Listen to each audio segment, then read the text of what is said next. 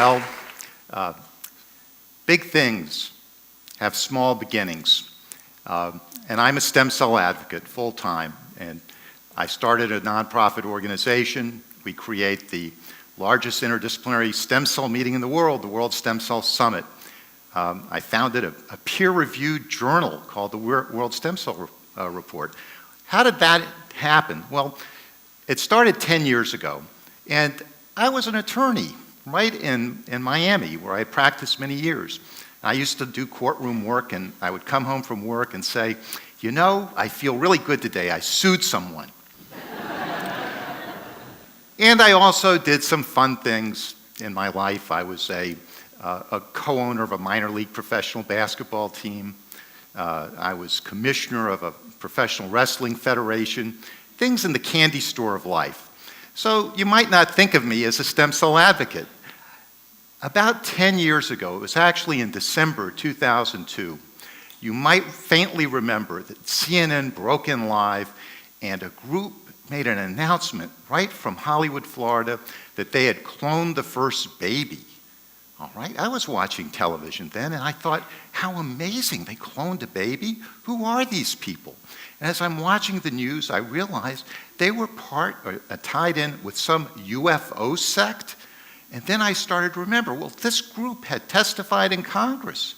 They had appeared before the National Academy of Sciences.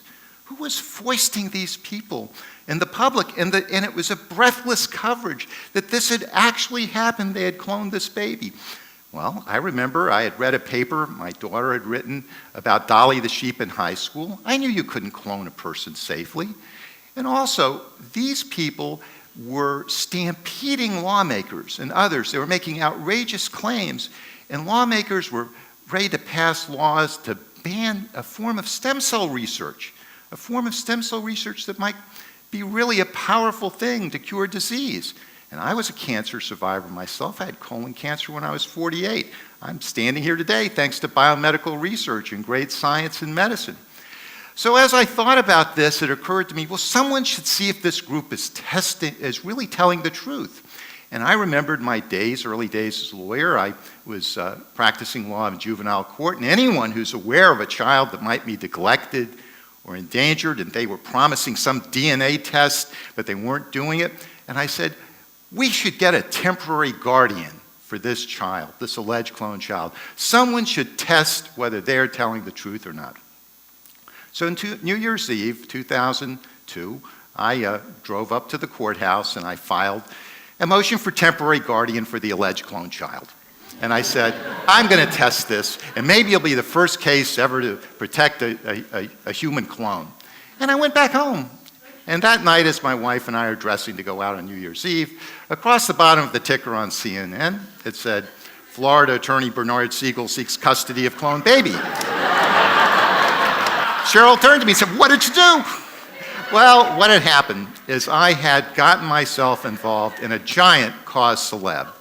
And a few nights later, I'm being interviewed by Anderson Cooper. I'm appearing on television with the head of this movement.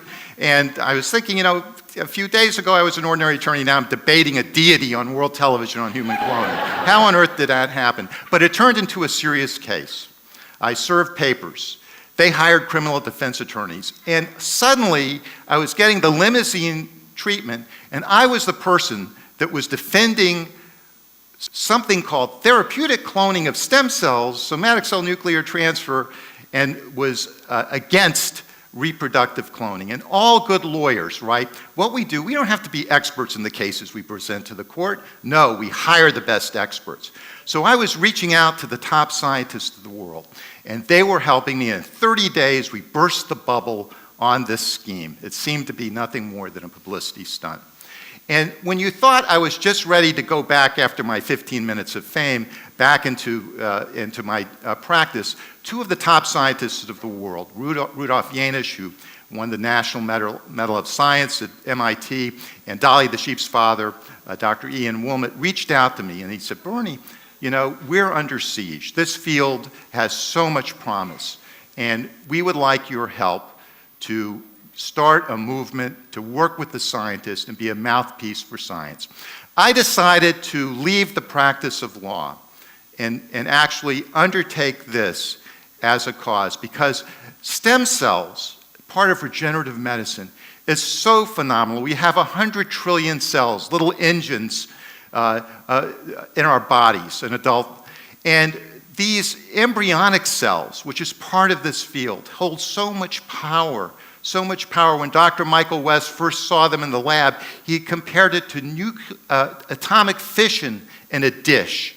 And the promise of this research, that not only will we be able to discover the root cause of disease, but these could be tools for drug discovery and one day lead to cell therapies, regenerative medicine. So rather than drugs and surgery, would be able to regrow damaged tissue with cells. This is the future of medicine. If this is the future, we should go there sooner rather than later. And I had found my voice in that 30 days of media exposure, and I ended up leaving the practice of law. I went to Washington meeting every advocate I could. I went to the JDRF, I went to the Christopher Reeve Foundation, as it was called at that time. I met the people at the Biotechnology Industry Organization. I met and I was invited to the first meeting of the International Society of Stem Cell Research a decade ago. And I found that the scientists appreciated what I was doing. They came and became part of my board, the top scientists of the world. And there, what first thing we decided to do was to go to the United Nations. You saw an image before of Christopher Reeve, and I'm going to go back to that, because I was invited to do a science conference for the UN, to teach the UN the difference between unethical reproductive cloning of babies and the cloning of stem cells. And I was, as I was going to organize this conference, which was really extraordinary. I had never had anything to do with this before. I was not a diplomat, but I knew how to promote. And I reached out to Christopher Reeve, and I said, I'm going to present the top scientists of the world in this field, but I need to have a patient advocate. And he truly had a voice. I was invited to his home in Bedford, New York. And we brought in a film crew, and he spoke so eloquently in that moment, as I sat 3 feet from him, about hope and how that stem cell research meant hope for millions of people, patients, just like him, just like all of us. And in that moment, some 18 months after I had started this journey, closed my practice of law, and decided to be a full-time advocate, I was so moved by that. First of all, someone got what I was doing, and this gentleman would take the time. We did 2 video messages for the United Nations, one for the United Nations and one for a meeting that we were organizing of a patient advocacy group, a network of people on the internet called the Stem Cell Action Network. And we were organizing the first meeting of stem cell advocates in Berkeley, California at the time. It was happening 2 weeks after Nancy Reagan gave her famous talk that we have lost too much time and we must do something in this field. And advocates like myself were sleeping on each other's sofas, going around the country, creating a movement. Well, 2 weeks after I was received in Christopher Reeve's home, we did this videotape. My organization presented a conference in the United Nations. It dominated a news cycle. It was galvanizing the world because there was an effort in the UN to stampede a treaty, a world treaty, to ban a form of stem cell research worldwide. It was a fairly stealth matter, but my group was the whistleblower for this.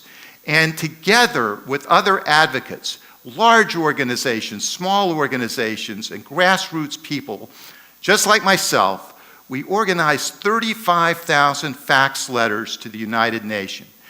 In a critical vote in the legal committee, the research was saved by a single vote. A single vote. And we went on and we were able to derail the treaty altogether. Little did I realize when I was with Christopher Reeve that day that he was at the end of his days. And within 6 months he would die. And I remember we played the video twice at the UN conference, and then we played it one more time one more time, a couple of weeks after his death, when we did a press conference for the United Nations with patients. And it was an extraordinary moment. What has resulted in 10 years of advocacy, and what I've seen, is there has been created a consumer movement that is different from anything that I've seen before. When you think about stem cells, 70% of this room, 70% of the people in the street, do you support stem cell research? And they will say yes. It's not because they have scientific knowledge necessarily, or medical knowledge, but they see stem cells as a personal health issue, not a public health issue, a personal health issue, something that impacts their lives and the lives of their loved ones, the lives of their friends. And when you have something like this, a personal health issue, it creates an incredible amount of power. It's the power of hope. And how does it manifest itself? In interesting ways. When stem cells have gone to the ballot, in California, they passed Proposition 71, which is a $3 billion funding agency, completely unique in the world at the time, a paradigm shift in funding to support stem cell research, and not just embryonic stem cells, adult stem cells, reprogrammed cells. And in Missouri and in Michigan, embryonic stem cell research is a constitutional right, what we would call a fundamental right in their state constitutions. This is a real movement that's out there.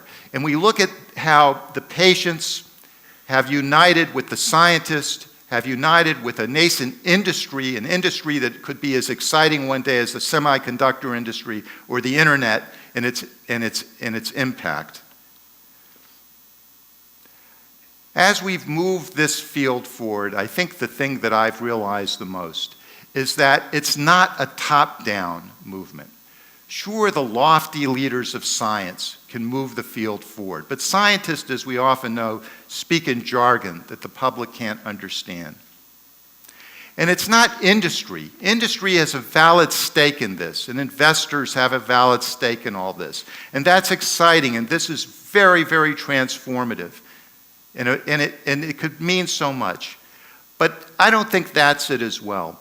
I look at it as the grassroots, the people. It's the bottom up that floats everything. That's what empowers change. That's what empowers movements that change the society. And when I think of Lincoln's quote, public sentiment is everything. With public sentiment, nothing can fail.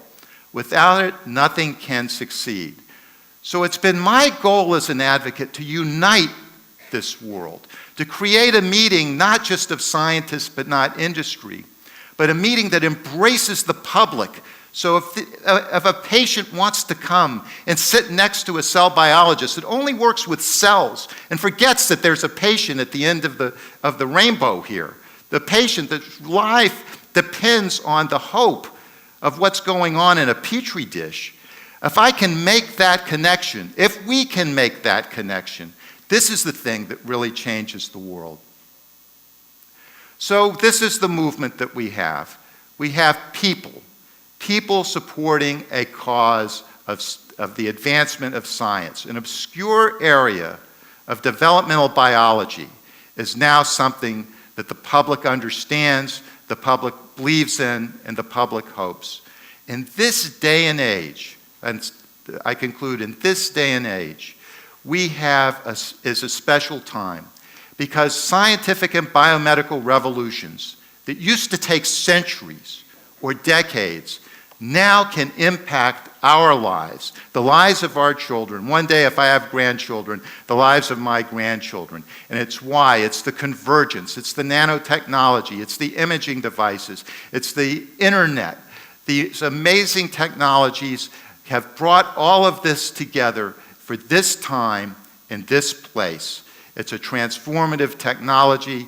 It is the promise of hope. The London Times once wrote in a headline, "Could the cure for all diseases be banned?"